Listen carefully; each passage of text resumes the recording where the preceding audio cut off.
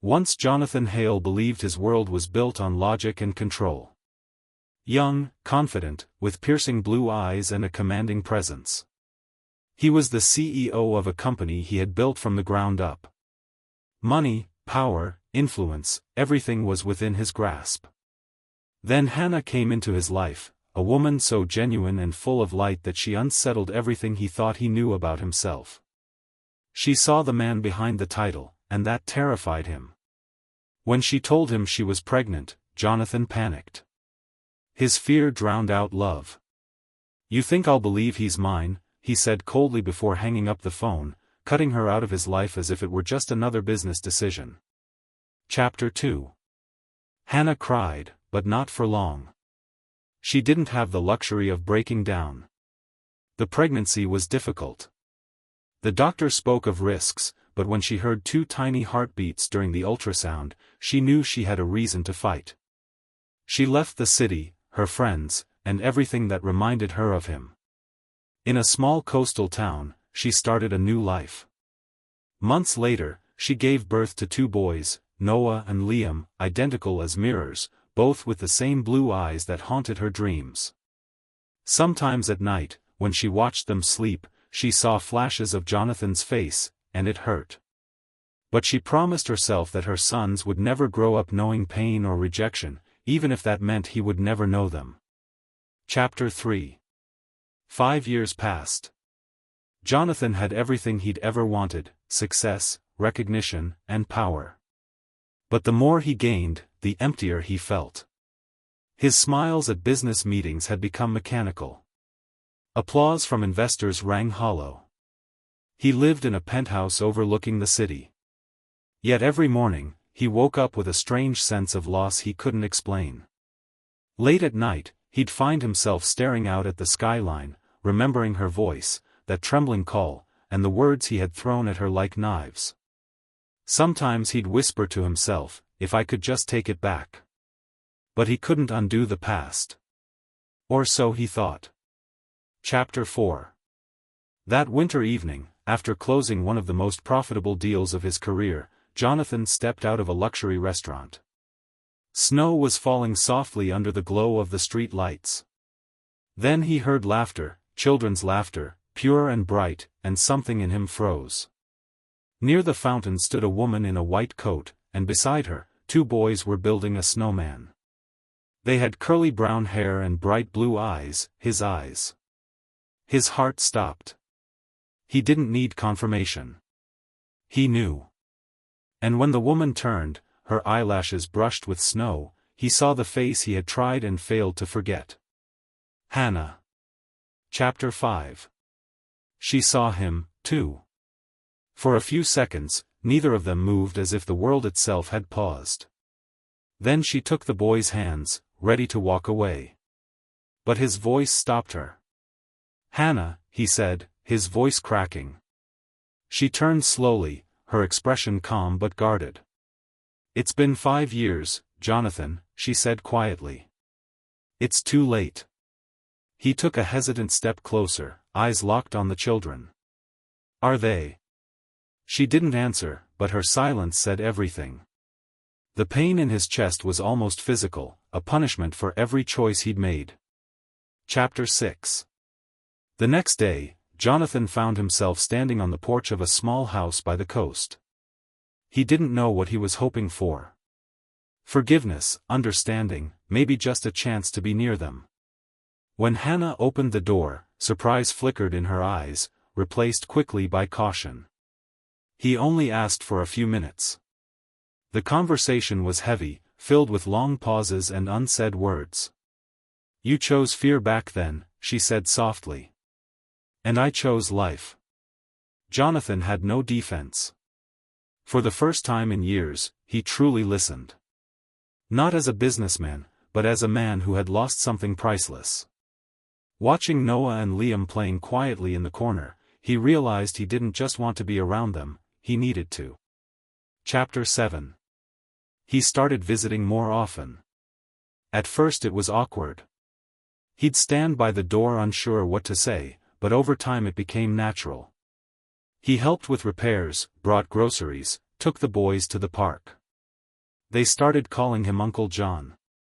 He'd watch them laugh, run, argue, and every time they looked at him with those blue eyes, something inside him healed. One afternoon, Noah asked innocently, "Are you our dad?" Jonathan didn't answer. He just pulled him close, holding him tightly. It was the first time he understood that family wasn't about blood or names. It was about love, about showing up, about never leaving again. Chapter 8. 1 year later, snow fell again over the city. They were standing outside the same restaurant where everything had started. But now the scene was different. The boys held Jonathan's hands. Hannah stood beside him, her smile soft and knowing. "I didn't think you could love again," she said quietly. "Neither did I," he replied, his eyes shining. "Until I saw you." The street lights reflected in her eyes as snowflakes landed on their hair. Jonathan leaned in and kissed her gently, whispering, "Now I finally understand what really matters." And for the first time, he didn't feel like a man who had everything. He felt like a man who had finally found home. It wasn't a story about loss. It was about redemption. About a man who thought love was a weakness until he realized it was the only thing that could save him. Hannah Carter had never imagined that one phone call could destroy everything she thought she knew about love. When Jonathan's cold voice echoed through the receiver, every hope she had built around them crumbled in an instant. His words, sharp and deliberate, sliced through her like glass, leaving her breathless and hollow. The man who once held her with such tenderness, who whispered dreams into her hair, had suddenly become a stranger. She stood there for a long time after the line went dead, the quiet hum of the city outside her window blurring into nothingness. The pregnancy test was still on the counter, its small blue line staring back at her like a cruel reminder that her world had changed. The first tears came quietly, then uncontrollably as she sank to the floor, clutching her stomach. She wasn't crying only for herself. She was crying for the child who would never know the father she had once believed was strong enough to protect them both. Days became weeks and Hannah found herself moving through her apartment as if underwater. Her friends tried to reach her, but she couldn't bring herself to speak about it. How could she explain that the man who had promised her honesty had chosen pride instead? She quit her job at the company shortly after, unable to bear the sight of the office where she and Jonathan had once shared stolen glances and whispered secrets. She packed her things quietly, avoiding questions, avoiding pity. There was no place for her in that world anymore.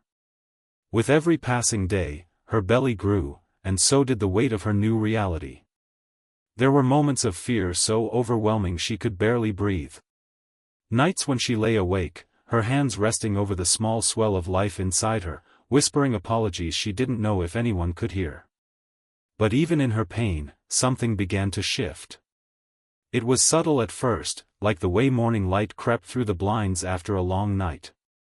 Somewhere deep inside, a fierce, unfamiliar strength began to bloom. The pregnancy wasn't easy.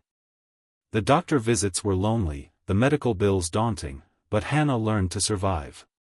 She moved to a smaller apartment, sold what she didn't need, and took freelance work from home to pay the rent.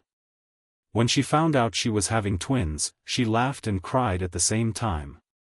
It felt like life was mocking her and blessing her all at once. She remembered sitting in the dimly lit examination room, clutching the ultrasound photo with trembling hands. Two tiny hearts, two souls who hadn't asked for any of this, but would soon become her entire reason to keep breathing. She whispered to them that day, promising she would give them the love of two parents, even if one of them would never know. When the contractions started one snowy night in December, Hannah was alone. The city outside was blanketed in white, the streets quiet except for the distant sound of traffic. She made it to the hospital in a blur of pain and panic. But when she held the two tiny crying babies in her arms, both with the same shade of blue eyes she had once fallen in love with, something inside her healed and broke all over again. She named them Noah and Liam, names that carried softness and strength, names that felt like home.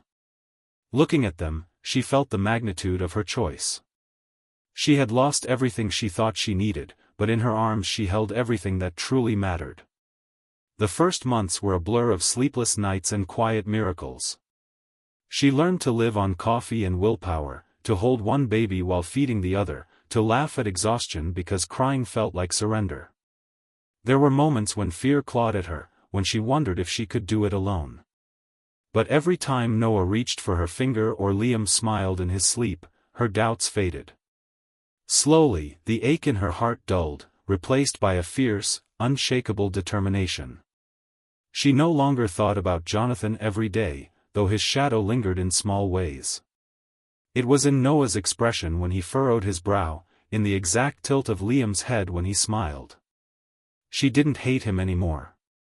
Hate required energy she couldn't afford to waste. She only pitied the man who had walked away from something so pure. By the time the twins turned 1, Hannah had started to rebuild her life. She moved to a small coastal town far from the noise and memories of the city. The air smelled of salt and rain, and the sound of the waves became her new lullaby. She found work at a local art studio, painting murals and teaching children's classes on weekends. The people there didn't ask about her past. They only saw a kind woman with 2 bright, laughing boys.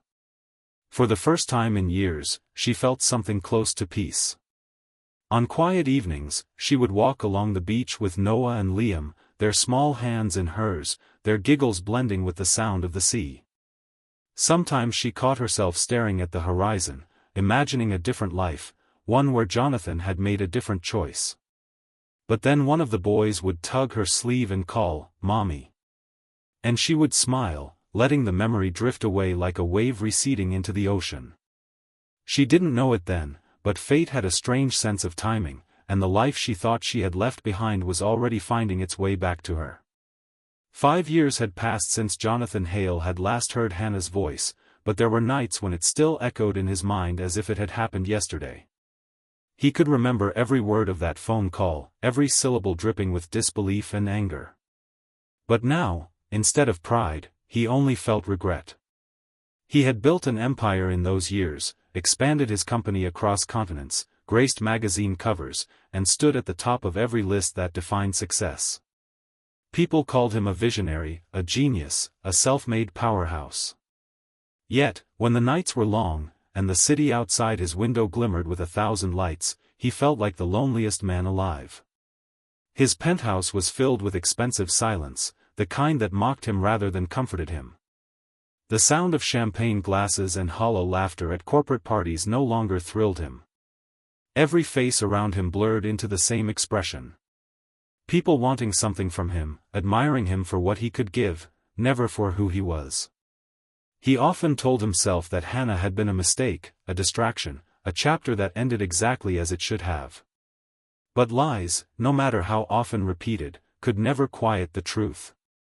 He remembered her laugh, the warmth of her eyes, the way she could make him forget the world for a few hours. Those memories, once a source of irritation, had become the only things that still made him feel human. Jonathan had everything he had once thought he wanted.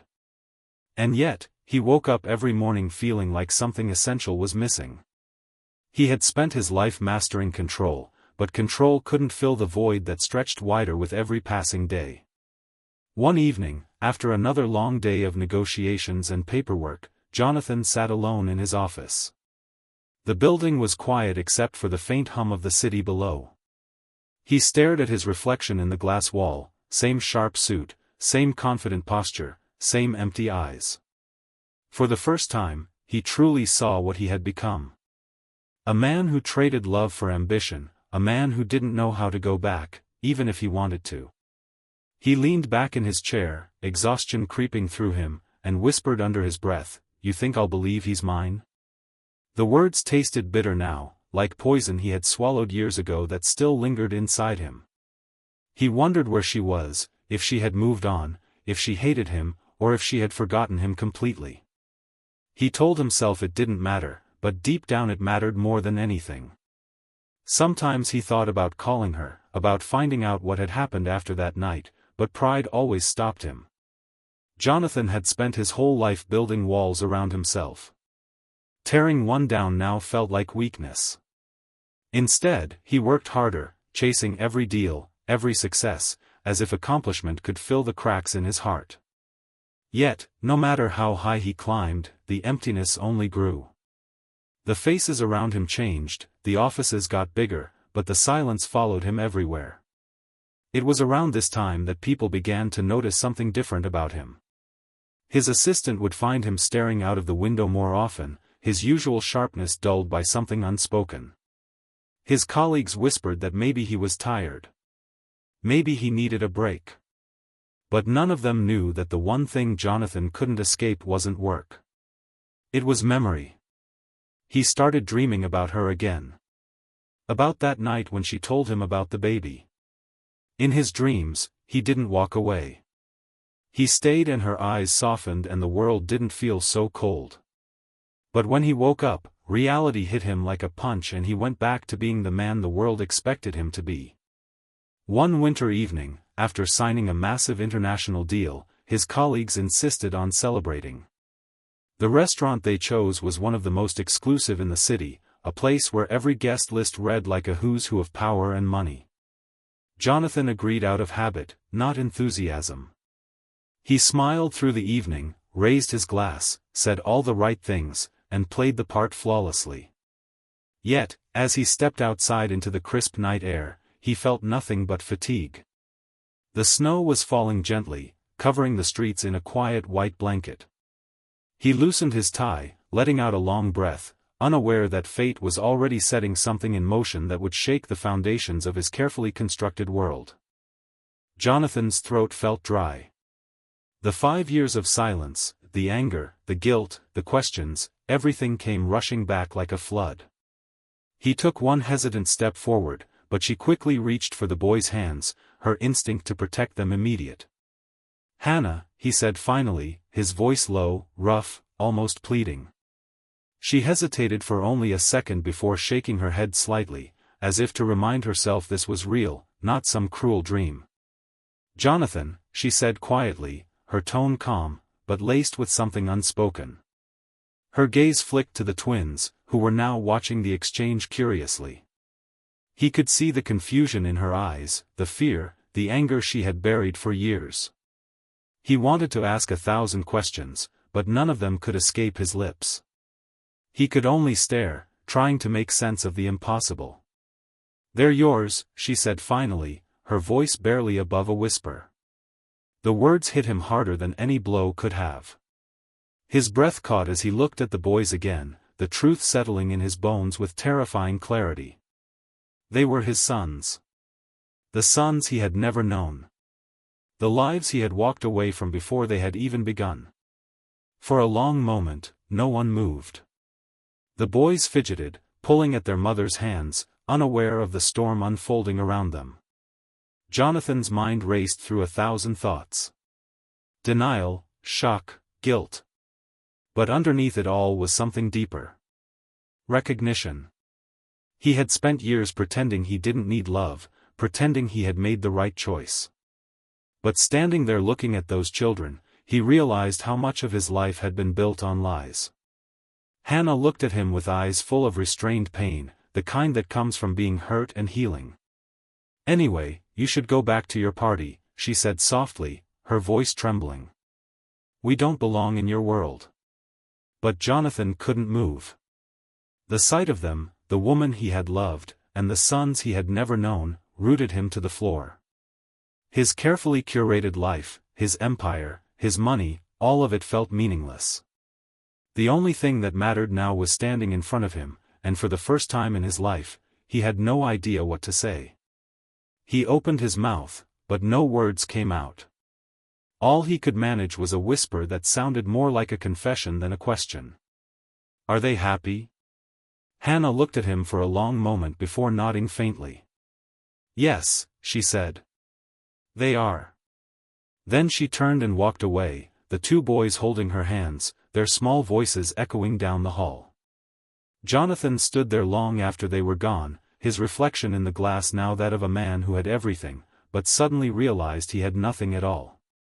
Jonathan didn't sleep that night. He sat in the dim light of his penthouse, a glass of untouched whiskey in his hand, staring out at the city that used to make him feel powerful. Now it only made him feel small. The image of Hannah and the twins wouldn't leave his mind. Across town in a small coastal neighborhood, Hannah was finishing a painting for a local gallery. Her two boys, Noah and Liam, were asleep in their shared room, their small faces peaceful under the soft glow of a nightlight. She moved quietly, afraid to wake them, her brush gliding across the canvas. The house smelled of paint and vanilla candles, the kind of warmth that made strangers feel at home. Life wasn't easy, but it was hers. She had learned to be both mother and father, comforter and protector, dreamer and realist. And though the ache of Jonathan's absence still lingered like a scar, it no longer defined her. She had built a new life, one made of love, simplicity, and small miracles. Neither of them knew it, but the distance between them was already shrinking. 5 years of silence were about to collapse into a single life-altering moment. The man who believed he didn't need love was about to come face to face with the 2 reasons why he had been wrong all along. Jonathan had been traveling for weeks, closing deals in Europe, shaking hands with billionaires, and giving interviews about his visionary leadership. Every headline called him unstoppable, but lately even his own success felt like a cage. His life was perfectly orchestrated. Meetings, dinners, flights, contracts, but all of it felt sterile, mechanical, lifeless. He was a man moving at the speed of light, but going nowhere inside. When he finally returned to New York, his assistant reminded him of a charity event hosted at one of his company's hotels, something he had promised to attend. He didn't care for social events anymore, but habit and image forced him to go. The lobby was full of people dressed in luxury, laughter echoing off the marble floors, champagne glasses clinking like small bells. He smiled, shook hands, exchanged empty pleasantries, and pretended to be present. But when he excused himself, and stepped away from the noise toward the elevators, fate caught him off guard in the cruelest, most beautiful way possible. The elevator doors opened, and he stepped out into a quiet hallway leading to one of the hotel's private lounges. He was about to call his driver when he heard the faint sound of a child's laughter followed by a small voice. He turned instinctively, his gaze drawn toward a young boy running clumsily across the polished floor, chasing something invisible. The child couldn't have been more than 5. He had soft brown curls and piercing blue eyes, the exact shade Jonathan saw every morning in his own mirror. For a moment, the world stopped. It felt like gravity had shifted, pulling him into a silence so deep it hurt. His chest tightened, his breath caught, and every carefully constructed wall he had built around his heart cracked open. Before he could even process what he was seeing, a second boy appeared, identical to the first, holding a small toy car and calling his brother's name. The two of them laughed, their voices echoing softly through the corridor. Jonathan couldn't move.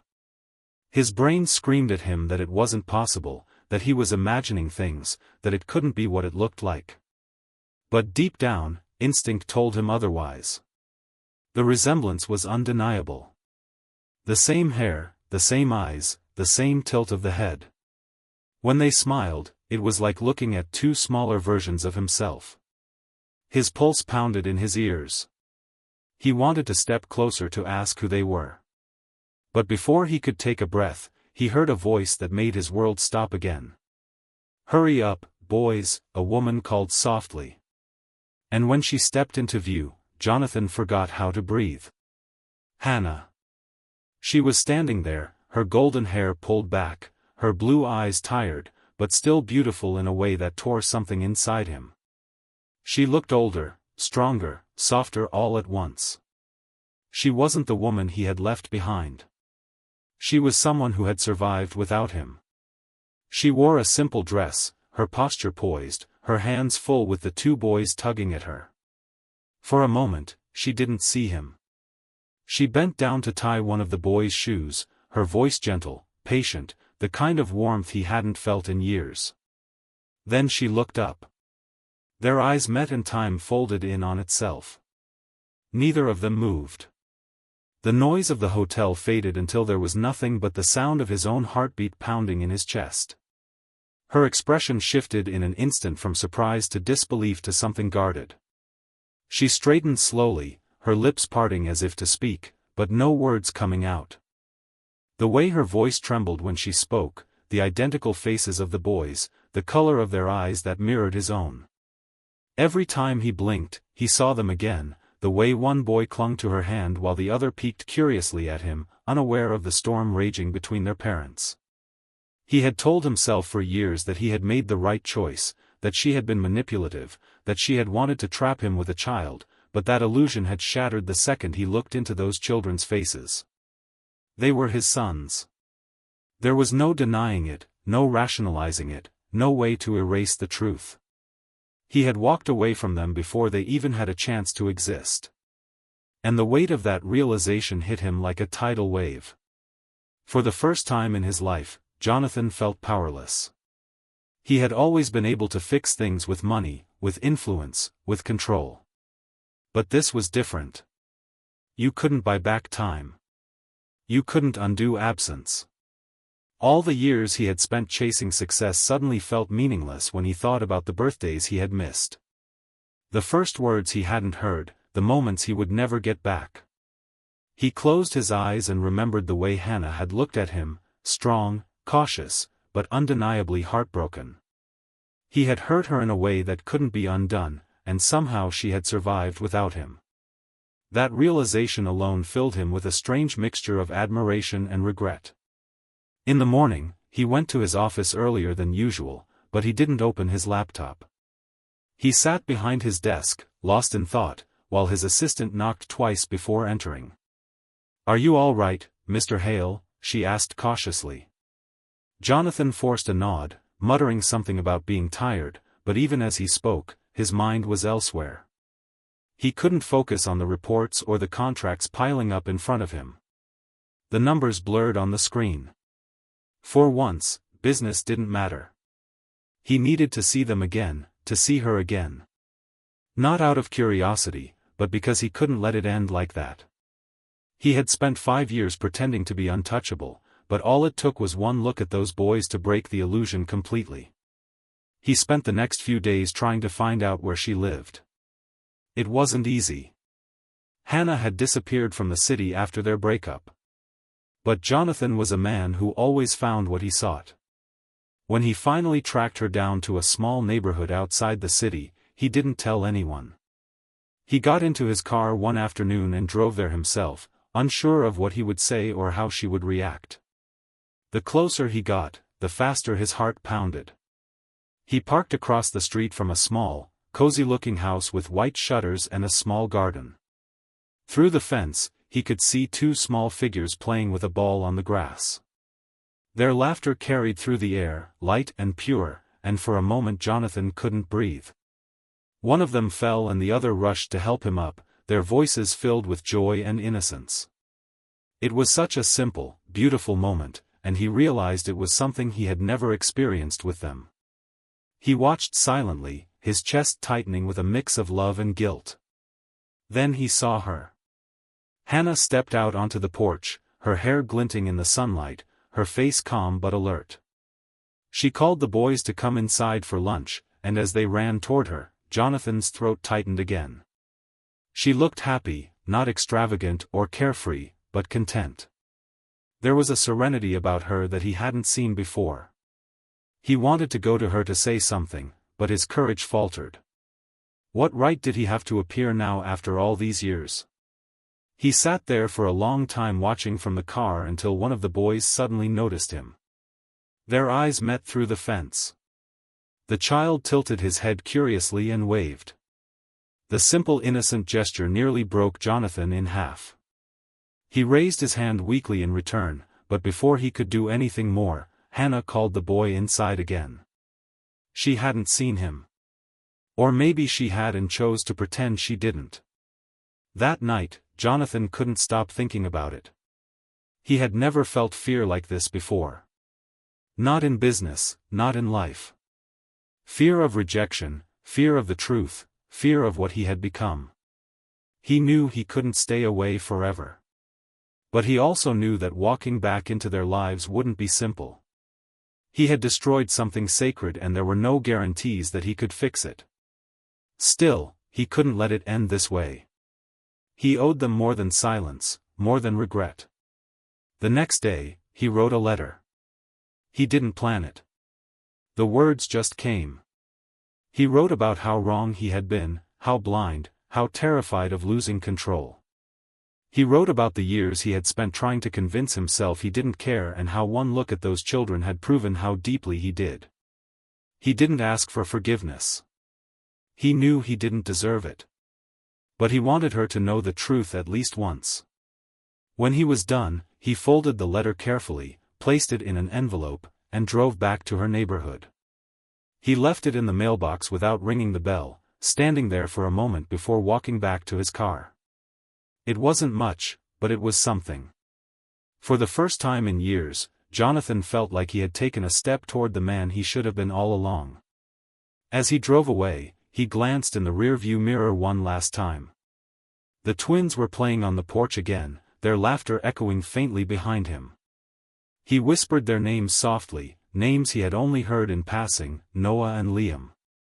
And a quiet promise formed in his chest.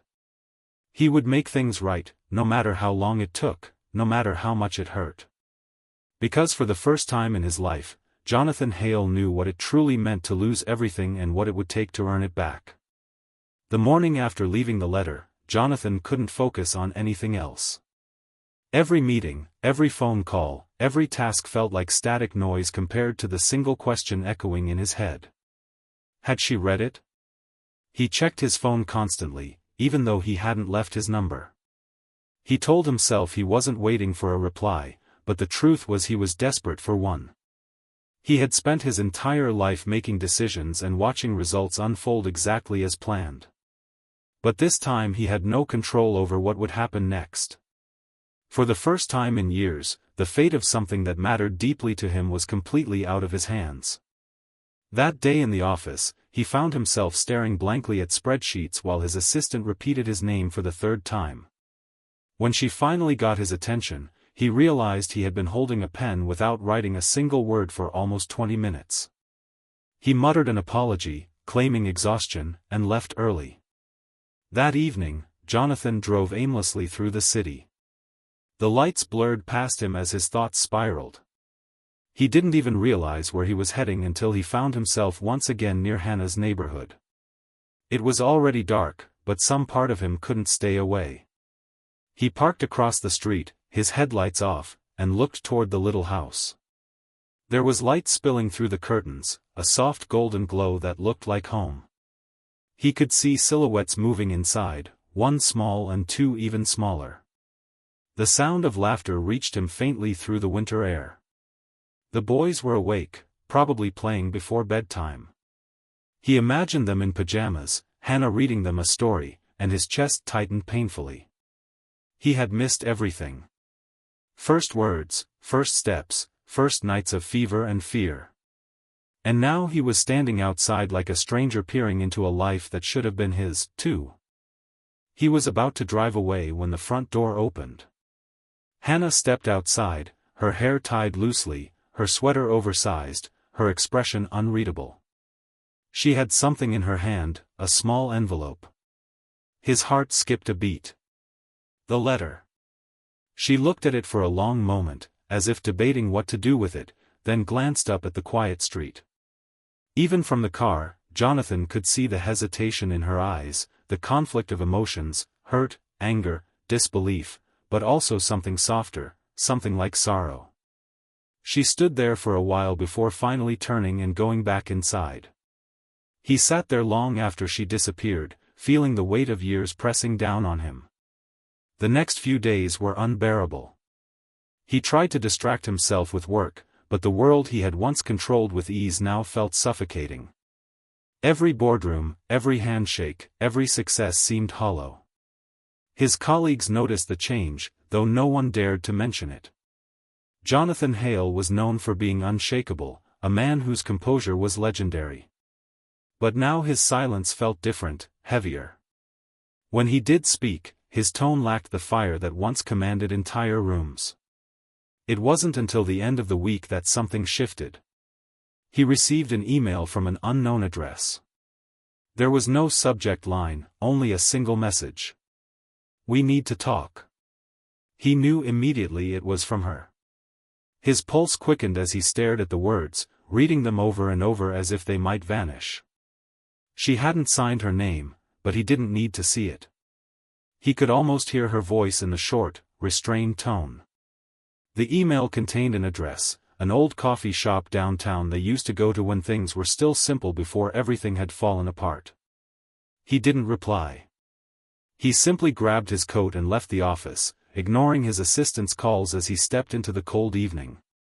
When he arrived, the coffee shop was half empty, the soft hum of quiet conversations filling the air. Hannah was already there, sitting near the window. She looked up when he entered, her gaze steady but distant.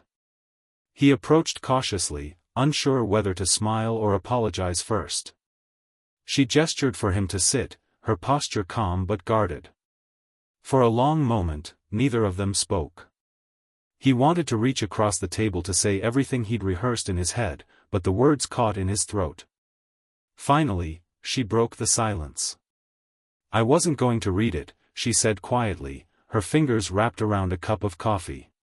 "But I did." Jonathan exhaled, relief and fear mixing inside him. "And?" he asked, his voice barely audible. She looked out the window for a moment before turning back to him. "You said you were sorry," she said slowly. "But Jonathan, sorry doesn't change the years we lost. It doesn't change the nights I spent alone with two newborns who cried for hours while I tried to remember how to breathe." Her voice trembled, but she didn't cry. She had learned how to be strong long ago.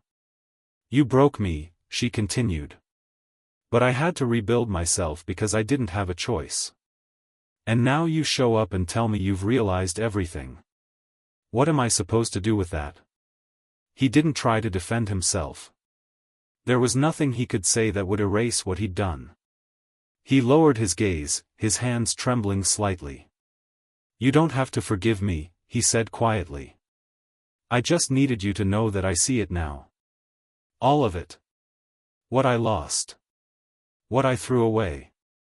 He paused, his throat tightening. "I'm not asking for a second chance. I want to know them, even if it's from a distance." Hannah's eyes softened slightly, but she didn't answer right away. She looked at him as if studying the man she once knew and the man sitting before her, trying to decide if they were the same or entirely different. Finally, she spoke. "They don't know about you," she said. "They know their father isn't here, but they don't know why." Jonathan nodded, feeling a sting behind his eyes. "Then maybe it's time they do," he whispered. She hesitated again, then sighed. "I don't know, Jonathan. I can't just let you walk in and confuse them." He leaned forward slightly, his voice steady, but filled with emotion. "I understand, but I'll wait. However long it takes." When they left the coffee shop, the air outside was sharp and cold. They stood for a moment on the sidewalk, the silence between them heavy, but different now, less like a wall, more like a bridge waiting to be crossed. Hannah gave a small nod before walking away, and Jonathan watched her go, the faint hope that had been extinguished for years, flickering to life again. That night, for the first time in half a decade, he slept without the ache of emptiness clawing at his chest. He didn't know what would come next, but he knew he wasn't done fighting for it. The next few weeks were a test of patience Jonathan had never experienced before.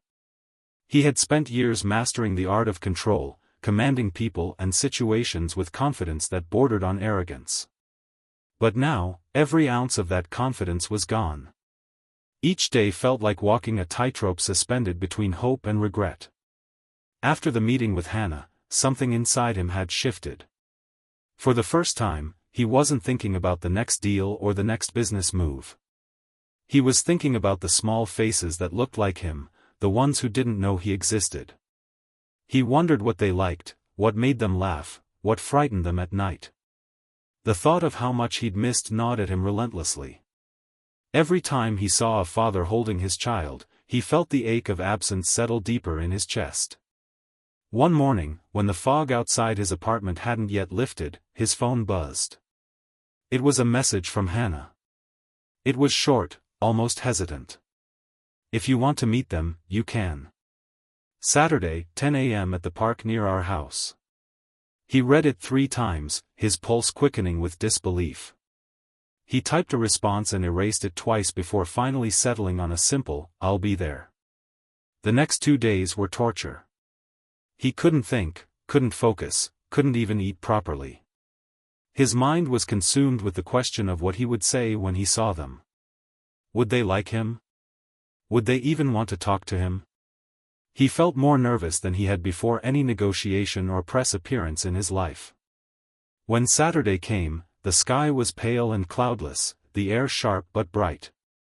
Jonathan arrived early, sitting in his car across from the park, watching families drift in and out. His heart raced every time he saw a child with dark curls or blue eyes, thinking for a moment it might be them. When Hannah finally appeared, he froze.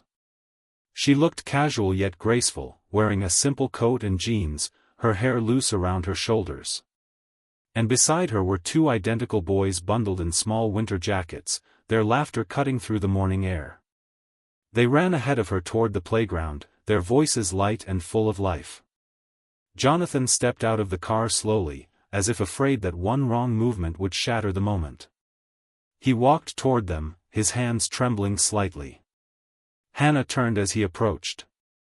For a moment, their eyes met, and though her expression was calm, he could see the storm of emotion behind it.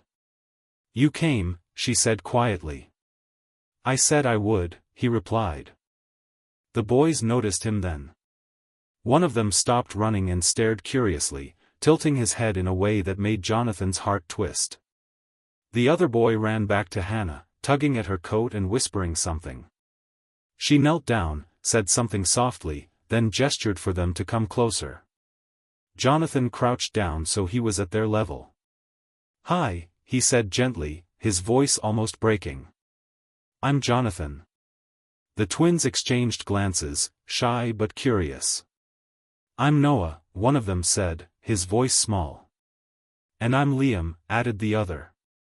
Jonathan smiled, though his eyes burned. "Those are good names," he said softly. "I like them a lot." There was a pause, a stillness that seemed to stretch endlessly. And then Liam asked innocently, "Are you Mommy's friend?" Jonathan looked up at Hannah, who met his gaze silently, her jaw tightening. He looked back at the boys and nodded. "Yes," he said after a moment. "A long time ago, I was." They didn't seem to sense the weight behind his words. They smiled politely and ran back to the swings, calling for him to push them. Hannah hesitated, watching him. He took a breath and followed. As he pushed the swings, listening to their laughter, something inside him cracked open completely. Each sound, each smile felt like a piece of him that had been missing was finally being returned.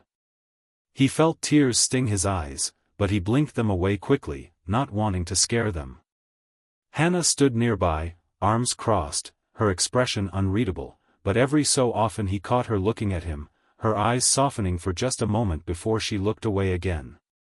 When they finally sat down on the bench together, the boys playing a few feet away in the sand. The silence between them was heavy but not hostile. Jonathan stared ahead, his voice quiet when he spoke. "I don't know what you told them," he said. "I don't know what story they grew up hearing about me. But whatever it was, I'll respect it." Hannah didn't answer at first. She looked down, fidgeting with the zipper of her coat. "I told them their dad wasn't ready," she said finally. "That he loved them, but he didn't know how to be there." Jonathan swallowed hard, his throat tight. "That's more mercy than I deserved," he said quietly. She turned to look at him then, her expression soft but tired. "They're good boys," she said. "They're happy. I didn't want them to grow up with bitterness." He nodded, unable to speak for a moment. "Thank you," he finally managed. The boys came running up then, shouting about a game they wanted to show him. He smiled through the lump in his throat and followed them again.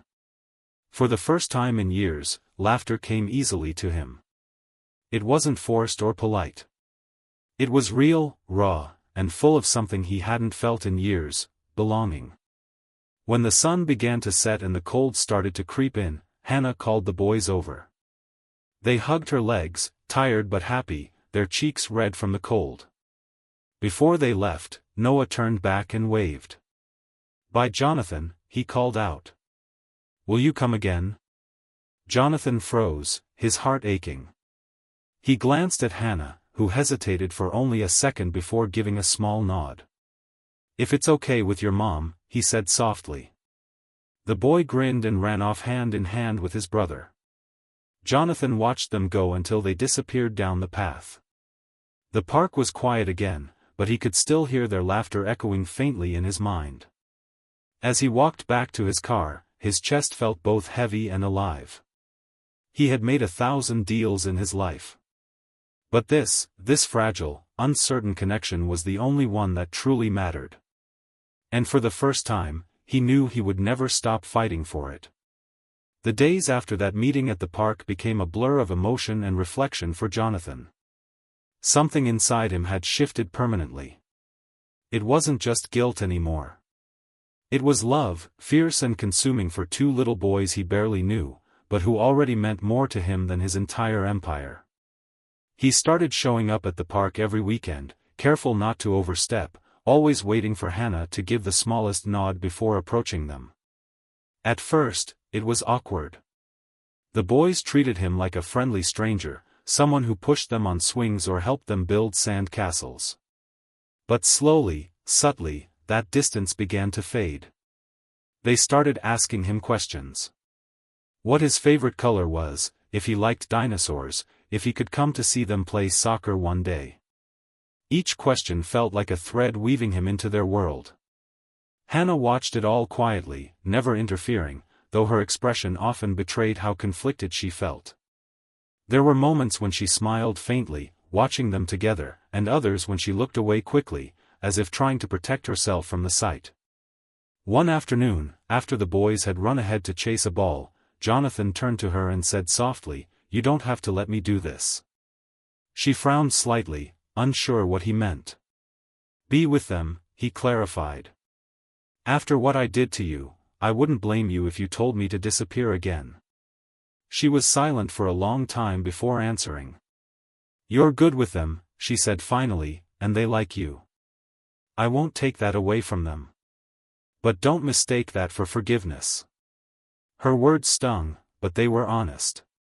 And Jonathan respected her all the more for that. He didn't want forgiveness handed to him like a gift. He wanted to earn it day by day, moment by moment. Weeks turned into months, and gradually the rhythm of their lives began to change. Jonathan learned how to be patient, how to listen, how to let go of control. The boys began to trust him fully. They called him John at first, then Johnny, and one day, without realizing it, one of them slipped and said, "Dad." The world seemed to stop spinning for a moment. Jonathan froze, the air catching in his throat, and Hannah, who had been standing nearby, turned sharply. The boy didn't notice what he'd said and kept talking, but Jonathan's hands trembled. Later, when they were alone, he whispered to Hannah, "I didn't ask him to call me that." She looked at him for a long moment before replying quietly, "I know." There was a storm brewing one evening when Jonathan stopped by their house for the first time. It wasn't planned. He had been driving home from work when he saw Hannah struggling to carry groceries in the rain while keeping the boys close to her side. Without thinking, he pulled over and ran to help. The rain soaked through his shirt instantly, but he didn't care. He took half the bags from her arms and followed her inside. The house was warm and small, but filled with life. Children's drawings taped to the fridge, toys scattered across the floor, the faint smell of cookies in the air. For a moment, Jonathan just stood there, taking it all in. It was nothing like the cold perfection of his penthouse. It felt like something real, something he had been missing all along. After the storm passed, they sat in the living room, the boys asleep on the couch, small blankets tucked around them. Hannah made him tea, and for a while they just listened to the rain tapping against the windows. "You've changed," she said suddenly, her voice quiet but sincere. He looked at her, surprised. "Maybe," he said after a moment. "Or maybe I finally stopped pretending I didn't care." She studied his face carefully, as if searching for the man she used to know beneath the one sitting in front of her. "I don't know if I can ever forget what happened," she admitted. "But I can see you're trying." He nodded, emotion thick in his throat. "I'll keep trying," he said. "For them and for you, if you'll let me." Over time, something fragile and new began to bloom between them.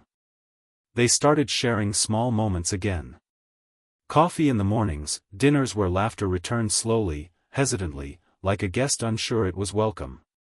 The boys grew more attached to him, and soon he became a part of their routines. He picked them up from school sometimes, helped with their homework, learned their favorite bedtime stories. Each little moment chipped away at the walls he and Hannah had built between them. One night after putting the twins to bed, he found Hannah standing by the window looking out into the quiet street. "They adore you," she said softly. "You know that, right?" He nodded, his voice low. "They saved me." She turned to look at him, and something unspoken passed between them. Something warm and real, something that had been lost years ago, but wasn't entirely gone. When winter came again, Jonathan realized a full year had passed since he first saw them at the restaurant. His life had changed completely. He no longer spent every waking hour buried in work. His office walls were covered with drawings the twins had made for him, and his phone background wasn't a company logo anymore. It was a photo of the four of them taken at the park on a sunny day. One evening, as snow began to fall outside, he took Hannah and the boys to see the city lights. The boys ran ahead laughing while Hannah and Jonathan walked behind, their shoulders brushing occasionally. "You know," he said quietly, "if someone told me 5 years ago this is where I'd end up, would have laughed in their face." She smiled faintly. "And now?" He looked at her, his voice steady. "Now I can't imagine being anywhere else." That night when they got home, the boys fell asleep instantly, exhausted from the excitement. Hannah stood at the door, hesitating for a moment before turning to him. "Jonathan," she said softly, "I think maybe it's time we stop holding on to the past." He stepped closer, his heart pounding. "Are you saying?" She smiled just barely. "I'm saying you don't have to keep proving yourself. You already have." He didn't speak. He just reached for her hand. And for the first time in years, she didn't pull away. The silence between them wasn't heavy anymore. It was peaceful. Years later, Jonathan would often think back to that first day in the park, to the fear, the uncertainty, the fragile hope that started everything. He would look at his family, the boys now taller, Hannah's hands still fitting perfectly in his, and he would feel a kind of gratitude that words could never capture. He had spent years building empires, chasing power, believing success was the only thing that mattered. But in the end, it was love, the love he almost destroyed, that rebuilt him completely. And every time he heard his sons call him Dad, he knew he had finally become the man he was always meant to be.